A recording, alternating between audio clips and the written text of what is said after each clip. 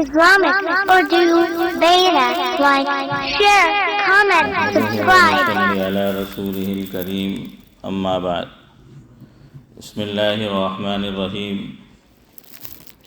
حضرت ابن عباس رضی اللہ تعالی عنہما فرماتے ہیں کہ ایک نوعمر لڑکے حضور اکرم صلی اللہ علیہ وسلم کے ساتھ سواری پر سوار تھے۔ ان کی نظر عورتوں پر پڑ گئی اور ان کو دیکھنے لگے۔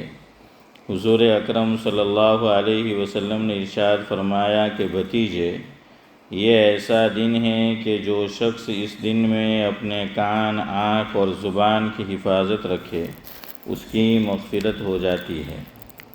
فائدہ: چونکہ مجمع کا قصہ ہوتا ہے، ہر قسم کے مرد و عورت ایک جگہ جمع ہوتے ہیں، اس لیے بہت اہتمام سے اس دن اپنی حفاظت رکھنا ضروری ہے۔ ایسا نہ ہو کہ بد نظری سے یا نامحرم کی آواز لذت سے سننے سے یا کسی ناجائز لفظ کے زبان سے نکالنے سے نیکی برباد، گناہ لازم ہو جائے۔ اسی لیے قرآن پاک میں بھی اس کو اہتمام سے ذکر کیا گیا۔ اعوذ باللہ من الشیطان الرجیم، فمن فرض فیہن الحج فلا رفث ولا فسوق ولا جدال فی الحج، کہ یہ چیزیں حج میں نہیں ہونی چاہیے۔ حضرت نبی کریم صلی اللہ علیہ وسلم کا پاک ارشاد ہے کہ اگر آدمی کی نظر کسی اجنبی عورت پر پڑ جائے اور وہ فوراً اپنی نظر کو ہٹا لے تو حق تعالی شانہ اس کو کسی ایسی عبادت کی توفیق عطا فرماتے ہیں جس کی لذت اور حلاوت اس کو محسوس ہوتی ہے۔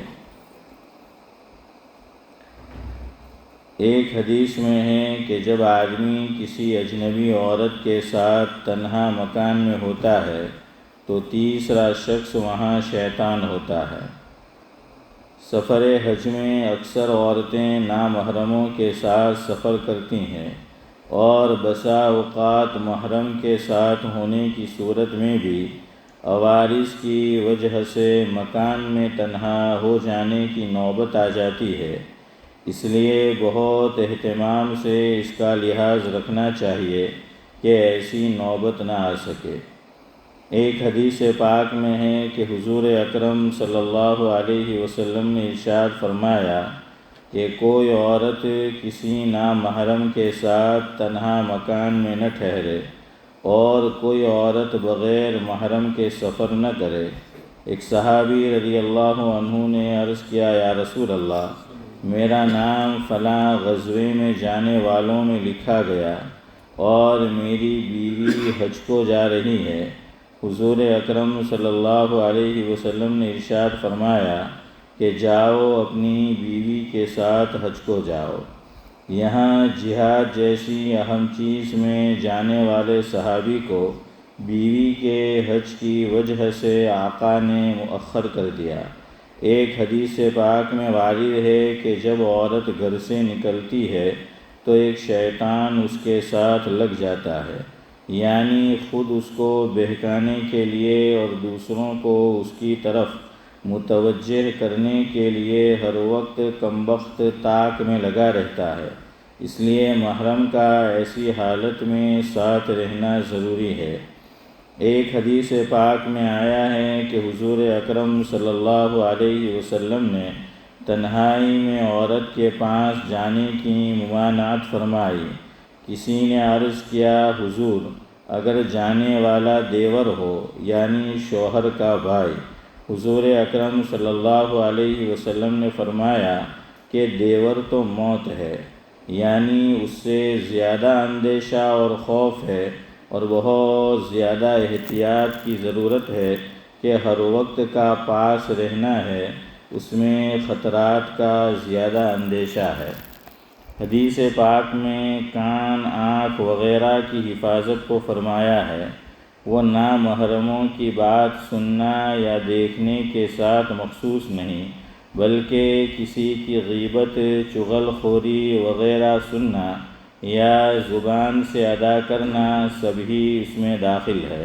اسی طرح ہر قسم کی ناجائز چیز لہو و لعب کو دیکھنا بھی اس میں شامل ہے۔ ایک صحابی رضی اللہ عنہ نے حضور اکرم صلی اللہ علیہ وسلم سے سوال کیا کہ حاجی کی کیا شان ہونا چاہیے؟ حضور اکرم صلی اللہ علیہ وسلم نے فرمایا کہ بکھرے ہوئے بالوں والا میلا کچیلا ہو۔ پھر دوسرے صحابی نے سوال کیا کہ حج کون سا افضل ہے؟ حضور اکرم صلی اللہ علیہ وسلم نے فرمایا جس میں خوب لبیک کے ساتھ چلانا ہو اور قربانی کا خوب خون بہانا ہو۔ فائدہ: اس حدیث پاک میں 3 مضمون ذکر کیے گئے۔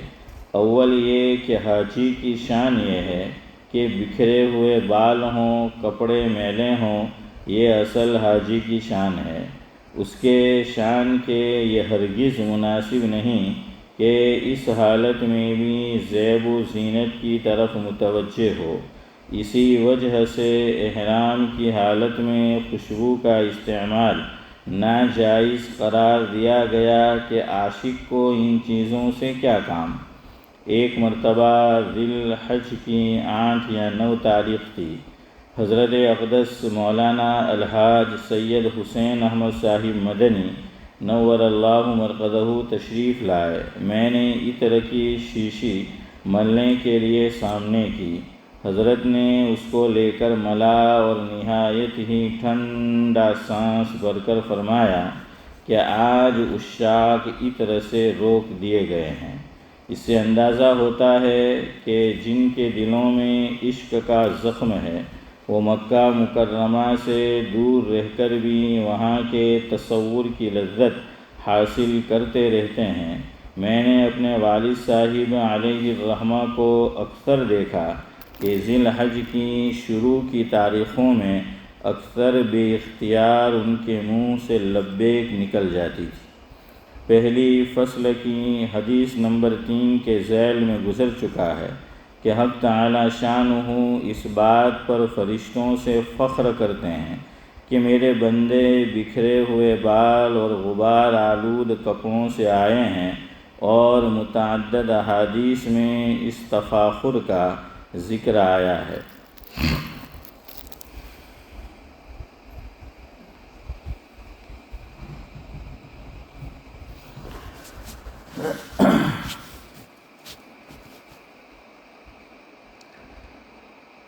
قرآن کریم کے تعلق سے مولانا الطاف حسین حالی نے لکھا ہے کہ اتر کر ہیرا سے سوئے قوم آیا، اتر کر ہیرا سے سوئے قوم آیا، اور ایک نسخہ کیمیا ساتھ لایا۔ وہ بجلی کا کڑکا تھا یا صوت ہادی، وہ بجلی کا کڑکا تھا یا صوت ہادی، عرب کی زمیں جس نے ساری ہلا دی۔ تو قرآن کریم کے تعلق سے پیر کے دن کی مجلس میں ہم کچھ گفتگو کرتے ہیں۔ چونکہ آج پیر کا دن ہے تو لہذا اسی معمول کے مطابق گفتگو جو ہماری چل رہی تھی اسے ہی آگے بڑھانا ہے۔ سورہ فاتحہ کی تفسیر یہ ذکر کرنی ہے، لیکن اس سے پہلے تعوذ اور بسملہ اس میں تو اختلاف ہے امام شافعی اور امام ابو حنیفہ کا، لیکن تعوذ میں تو کسی کا اختلاف نہیں ہے کہ بسملہ سورہ فاتحہ کا حصہ ہے یا نہیں۔ تو امام شافعی علیہ الرحمہ کی رائے یہ ہے کہ بسم اللہ الرحمن الرحیم بھی سورہ فاتحہ کا حصہ ہے۔ اسی وجہ سے آپ کسی شافعی المسلک امام صاحب کے پیچھے نماز پڑھو تو وہ جب سورہ فاتحہ کی تلاوت شروع کریں گے تو الحمدللہ رب العالمین یعنی جہری نماز میں یہاں سے وہ شروع نہیں کریں گے، بلکہ بسم اللہ الرحمن الرحیم سے شروع کریں گے. اور ہماری مسجد میں چونکہ ہم حنفی المسلک ہے تو ابھی مغرب کی نماز ہوگی تو آپ دیکھنا کہ حضرت امام صاحب جب تلاوت شروع کریں گے تو کہاں سے زور سے پڑھنا شروع کریں گے؟ الحمدللہ رب العالمین سے. تو یہ اسی وجہ سے بسم اللہ وہ بھی پڑھیں گے لیکن آہستہ پڑھیں گے. اور شافعی المسلک امام بھی بسم اللہ پڑھے گا، لیکن جو نماز جہری ہے کہ جس میں قرات زور سے کرنی ہے، جہرن کرنی ہے، تو وہ بسم اللہ کیسے پڑھے گا؟ زور سے پڑھے گا. تو یہ اس کا کارن، اس کا ریزن اور سبب، وجہ یہی ہے کہ یہاں اختلاف ہے کہ حضرت امام ابو حنیفہ علیہ الرحمہ کے یہاں سورہ فاتحہ کا جز بسم اللہ الرحمن الرحیم نہیں ہے، اور امام شافعی علیہ الرحمہ کے یہاں بسم اللہ الرحمن الرحیم سورہ فاتحہ کا جز اور حصہ ہے. لیکن ایک مزیدار بات اور ہے، آپ شافعی المسلک کسی صاحب سے پوچھے اور کسی سے کیوں پوچھے، شیخ زمن سے کیوں نہ پوچھے ہیں کہ بھائی ان سے آپ پوچھے کہ کتنی آیات ہے سورہ فاتحہ کی، کتنی ہے؟ مجھے تو بتانا ہی ہے، اسی لیے تو بیٹھا ہوں. ہیں وہ کہہ رہے تم ہی بتا دو. تو چلے آپ اتنا بتا دو، ہفتے میں کتنے دن ہیں؟ ارے یار یہ تو بولو. جاب نہیں کرے એટલે یاد نہیں ہے ہمارا جوان یاد چھٹی جو ہے تو بہرحال 7 دن ہے، ہفتے میں 7 دن ہے. تو سورہ فاتحہ حضرت امام شافعی علیہ الرحمہ کے یہاں بھی 7 ہی آیات، اور حنفی المسلک آپ کسی آدمی سے پوچھو تو وہ کہے گا کہ سورہ فاتحہ کی 7 ہی آیات. تو یہ پھر کیسے ہوگا کہ وہ بسم اللہ شمار کرے تب بھی 7، یہ بسم اللہ شمار نہ کرے تب بھی 7، دونوں ہیں 7. تو کسی موقع پر میں نے آپ کو بتایا تھا، قرآن کریم اٹھا کر دیکھنا، صراط الذین انعمت علیہم. قرآن کریم میں ہماری مسجد میں اور آپ کے اور میرے گھر میں جتنے بھی قرآن کریم ہوں گے سب میں یہی ہوگا، الحمدللہ رب العالمین سرکل بنا ہوا ہے آیت کا نشان، الرحمن الرحیم سرکل بنا ہوا ہے آیت کا نشان، مالک یوم الدین آیت کا نشان، ایاک نعبد و ایاک نستعین آیت کا نشان، اہدنا الصراط المستقیم آیت کا نشان، صراط الذین انعمت علیہم. یہاں پر آیت کا نشان نہیں ہے. غیر المغضوب علیہم ولا الضالین آمین، یہاں پھر آیت کا نشان ہے. اور بسم اللہ الرحمن الرحیم اس کے بعد بھی آیت کا نشان ہے. تو یہ قرآن کریم میں یہ اختلاف بتانا ہے قاری کو اور تالی کو، قرات کرنے والے کو، تلاوت کرنے والے کو، کہ یہ جو صراط الذین انعمت علیہم ہے، امام ابو حنیفہ علیہ الرحمہ کے یہاں آیت مکمل ہوتی ہے، یہاں آیت یہ نشان ہونا چاہیے، لیکن اختلاف کی وجہ سے نہیں ہے. تو یہ انعمت علیہم یہ بھی ایک پوری آیت ہے، غیر المغضوب علیہم ولا الضالین یہ بھی آیت پوری. تو 7 ہو گئی نا. امام شافعی علیہ الرحمہ کے یہاں 7 کیسے ہوگی؟ بسم اللہ الرحمن الرحیم یہ پہلی آیت سورہ فاتحہ کی، الحمدللہ رب العالمین دوسری آیت، الرحمن الرحیم تیسری آیت، مالک یوم الدین چوتھی آیت، ایاک نعبد و ایاک نستعین 5ویں آیت، اہدنا الصراط المستقیم 6ٹھی آیت، اور صراط الذین انعمت علیہم غیر المغضوب علیہم ولا الضالین آمین، یہ 7ویں آیت۔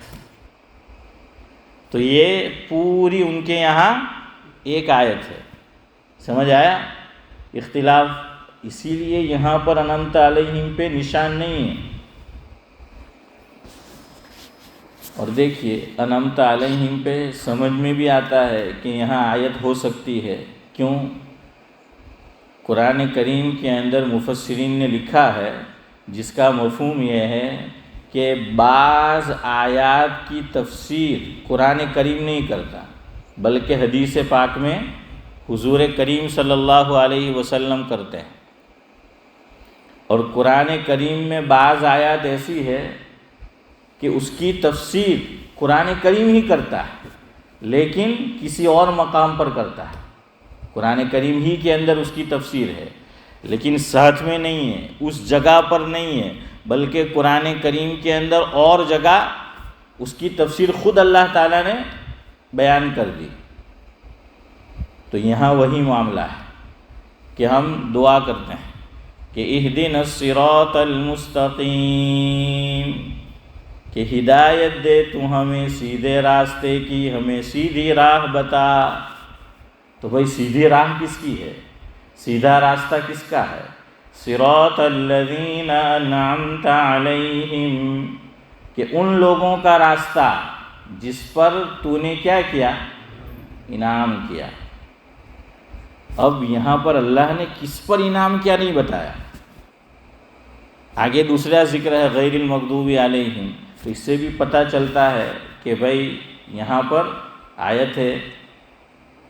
اب دوسری جگہ اس کی تفسیر اس آیت کی اللہ نے خود کی ہے 6 پارے میں، کہ بھائی انعمت علیہم کون ہے؟ انعام یافتہ لوگ کون ہیں کہ جن پر اللہ رب العزت نے انعام کیا ہے؟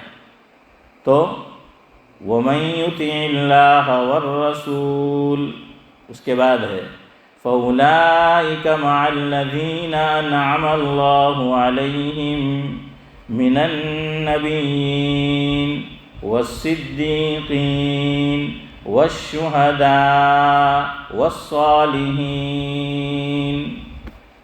وَحَسُنَ أُولَٰئِكَ رَفِيقًا ذَلِكَ الْفَضْلُ مِنَ اللَّهِ۔ تو یہاں پر بتایا کہ وہ 4 گروہ ہے، 4 جماعت ہے کہ جن پر اللہ تعالیٰ نے انعام کیا ہے۔ کون ہے؟ پہلی جماعت نبیوں کی، دوسری جماعت صدیقین کی، تیسری جماعت شہداء کی، اور چوتھی جماعت صالحین کی۔ تو بہرحال میں آپ کو یہ بتا رہا تھا کہ سورہ فاتحہ کی تفسیر اصولی طور پر تو بسم اللہ سے شروع کرنا چاہیے، لیکن آپ دیکھ لیجئے مفسرین شروع کرتے ہیں کہاں سے؟ اعوذ باللہ من الشیطان الرجیم سے، لیکن قرآن کریم کھول کر میں اور آپ دیکھیں گے تو وہاں اعوذ باللہ نہیں ملے گا، بسم اللہ ملے گا۔ ہر سورت کے شروع میں سوائے ایک سورت کے، سورہ توبہ، سورہ برات، وہاں بسم اللہ نہیں ملے گا، باقی ہر جگہ سورت کے شروع میں بسم اللہ ملے گا، اس لیے یہاں بھی بسم اللہ ہے سورہ فاتحہ کے شروع میں۔ لیکن اعوذ باللہ سے تفسیر پھر کیوں شروع کرتے ہیں مفسرین؟ تو بھائی اس لیے کہ میں اور آپ جب قرآن کریم کی تلاوت شروع کرتے ہیں، چاہے نماز کے اندر شروع کرے چاہے نماز سے باہر شروع کرے، یاد رکھیے یہ مسئلہ ہے، چاہے میں اور آپ قرآن کریم کی تلاوت نماز کے اندر شروع کرے یا نماز سے باہر شروع کرے، باجماع امت، یعنی پوری امت، اس میں کسی کا اختلاف نہیں ہے، کسی کا نہیں۔ وہ یہ کہتے ہیں کہ تلاوت شروع کریں گے تو شروع کرتے وقت تعوذ کا پڑھنا سنت ہے۔ کیا ہے؟ سنت، تعوذ، یہ اس کا شارٹ کٹ نیم ہے۔ اعوذ باللہ کو شارٹ کٹ میں کیا کہیں گے؟ تعوذ. اور بسم اللہ الرحمن الرحیم کو شارٹ کٹ میں کیا کہیں گے؟ بسملہ. کیا کہیں گے؟ بسملہ. بسملہ یعنی بسم اللہ الرحمن الرحیم. تو بہرحال یہ اعوذ باللہ من الشیطان الرجیم پڑھنے کا حکم نماز کے اندر بھی اور نماز سے باہر بھی ایک ہے کہ دونوں جگہ پڑھنا کیا ہے؟ سنت ہے.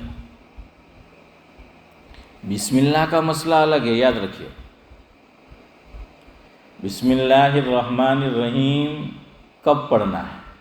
اس میں دو آپشن ہیں کہ مثال لے لو، میں آیت الکرسی سے پڑھنا چاہتا ہوں، آیت الکرسی سے، تو اگر میں یوں پڑھوں کہ اعوذ باللہ من الشیطان الرجیم اللہ لا الہ الا هو الحی القیوم، میں نے صحیح پڑھا یا غلط؟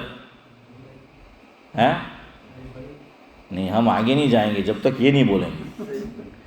یہ نہیں بولے سمجھ لینے کا کہ یہ عرش پہ پہنچے ہیں، بیٹھے فرش پہ ہیں بھائی عرش. تو میں نے صحیح پڑھا کیوں؟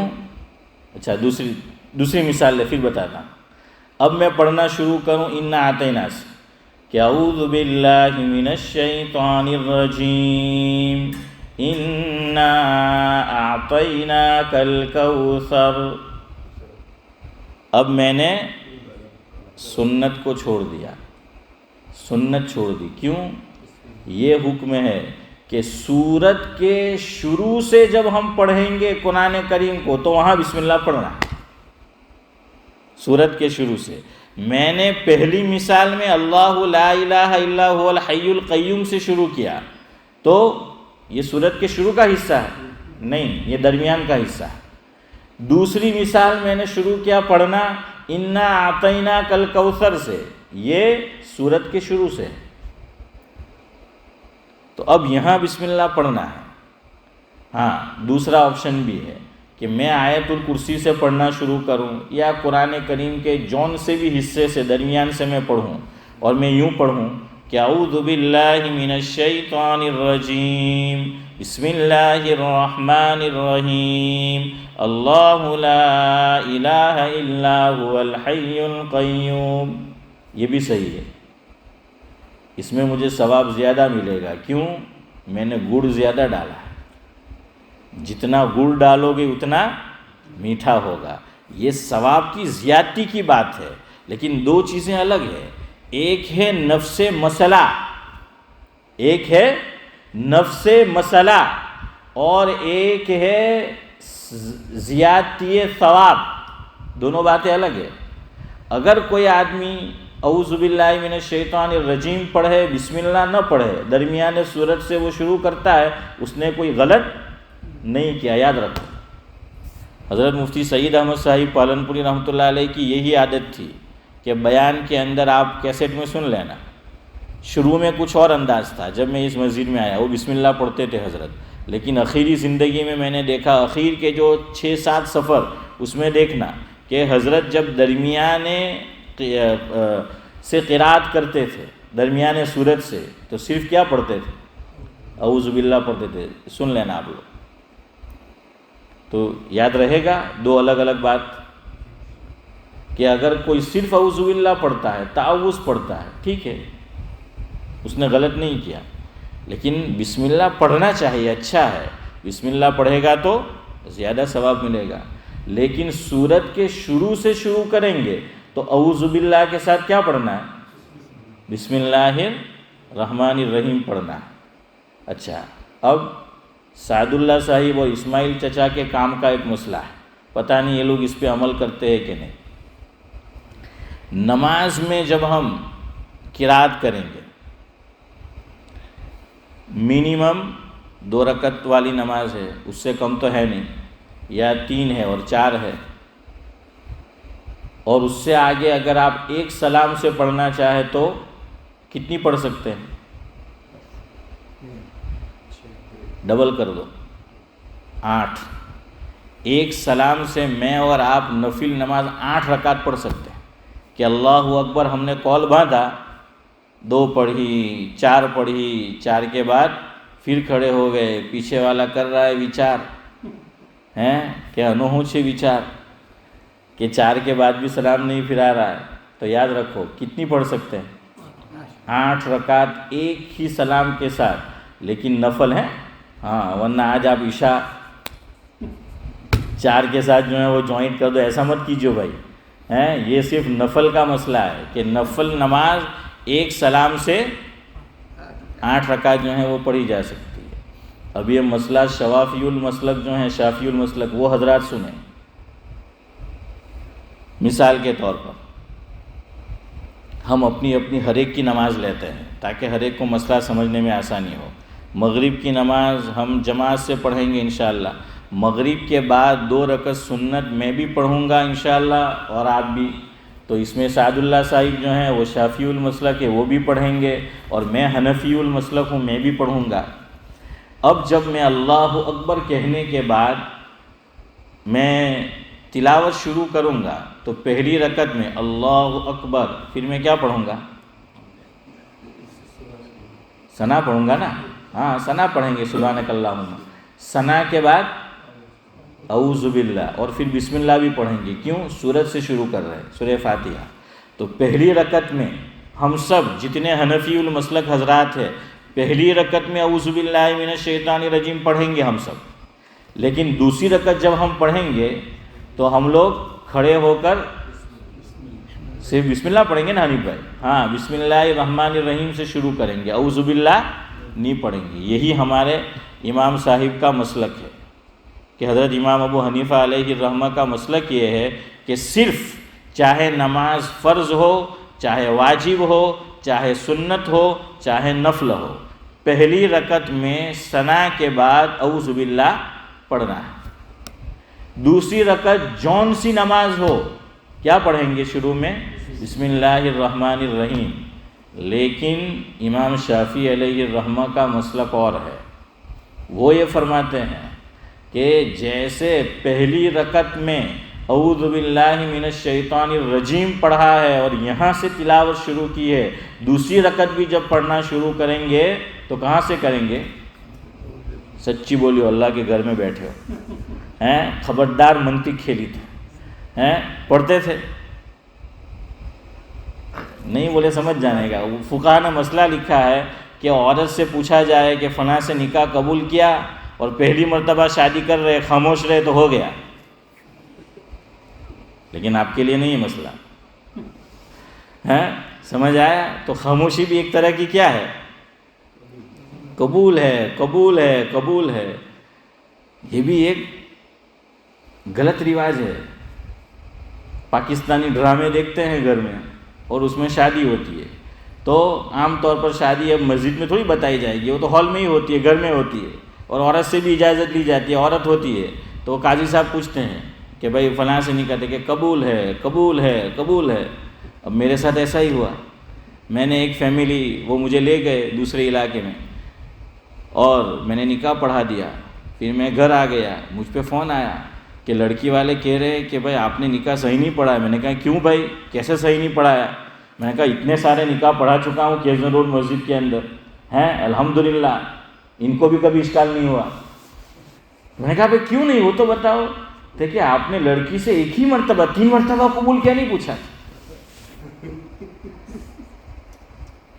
لڑکی پردے میں سے، تو میں نے کہا کہ ایک ہی مرتبہ پوچھنا ہے، تھوڑی کوئی 3 مرتبہ پوچھنا ہے، قبول ہے، قبول ہے، قبول ہے، طلاق تھوڑی دینی ہے، نکاح کرنا ہے نا نذیر بھائی۔ اور طلاق میں بھی اصل مسئلہ تو اور طریقہ تو یہ ہے کہ بھائی ایک ہی دے، تو وہ طلاق کی طرح سمجھتے ہیں، وہ بھی حالانکہ غلط ہے، کہ قبول ہے، قبول ہے، قبول ہے۔ میں نے کہا بھائی قبول ہے، تجھے نہ قبول ہے پھر بھی قبول ہے ہیں۔ اور آج بس اتنا ہی بیان رکھے، چونکہ 8:25 کو ختم کرتے ہیں، 27 ہو گئی، مجھے اللہ کی ذات سے امید ہے آپ کو بھی میری بات قبول ہے۔ سبحان اللہ و بحمدہ، سبحانک اللہم و بحمدک، نشہد ان لا الہ۔ اب پڑھیو اعوذ باللہ۔